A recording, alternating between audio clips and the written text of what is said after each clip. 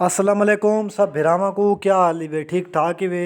आज एक बई गड्डी आई है इंदा मैं तक सारी डिटेल इसे सा मॉडल इसे सा कंडीशन इसे सा ठीक है ना।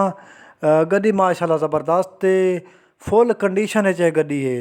हर लिहाज नाल डेकोरेशन के लिहाज नाल कलर के लिहाज नाल टायरों के लिहाज नाल ये तुसा देख भी सकते वे माशाल्लाह बहुत खूबसूरत है गड्डी बनी हुई है।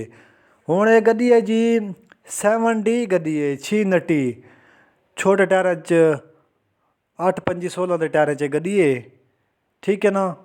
तो ये मॉडल है जी 90 मॉडल है ये गड्डी 2020 की नीलामी वाली गड्डी है और पूरी कच्ची गड्डी फिट थी हुई है। और जड़ा एक नंबर लगा हुआ है वो 20 का नंबर लगा हुआ है नंबर भी 20 का एक लगा हुआ है ठीक है ना। तो कागज़ां दी फ्रेम दी चेचस नंबर दी हर चीज़ दी गड्डी दी गारंटी है। बाकी गड्डी माशाल्लाह तुसा देख सकते वे कैबन देखो जैनवन कैबन है अंदर अंदर भी यानी कि जैनवन है और बाहरों भी कैबन जैनवन है माशाल्लाह।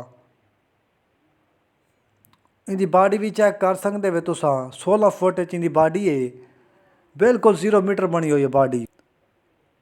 आगू बंपर भी चेक करो इंदा बंपर दे आगू स्टील लगी हुई है सारी स्टील लगी हुई है सारी पिछू भी माशाल्लाह तुम चेक कर सकते वे।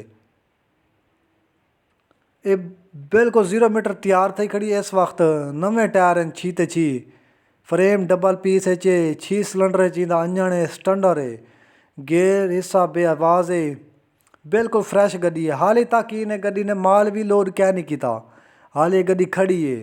अगर तुसा ये गड्डी घिनना चाहते वे तो आपको ये गड्डी मिल वैसी ठीक है ना मेरे भरावों।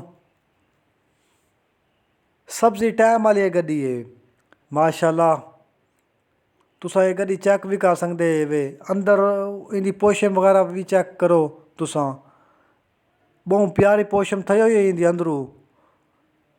तो हुण मैं तो इनकी डिमांड भी दसा देना अगर तुसा कोई ख्वाहिशमंद भाई है तो वो ये गड्डी घिन सकता है।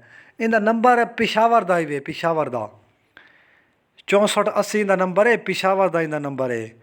हुण इनकी डिमांड है जी 80 लाख रुपये की डिमांड है टोटल।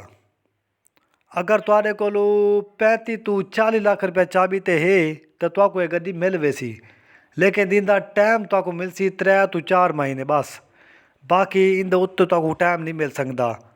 अगर तुहाडे को 35 तो 40 लाख चाबी ते है तो तुहाको ये गड्डी मिल सकती है लेकिन इनकी टोटल डिमांड 80 लाख रुपये है। अगर ये तुसा गड्डी घिनना चाहते वे ख्वाहिशमंद ही वे ये गड्डी तुहाको पसंद है तो तुसा गड्डी ये घिन सकते वे तो तुहाको चांडियो मोटर नाल रब्ता करना पोसी तो तुहाको ये गड्डी मिल वैसी ठीक है ना। मेरे को तुसा हुण इजाज़त दो तो मैं तुहाको हुण गड्डी दा सारा रिव्यू करवा दिता है।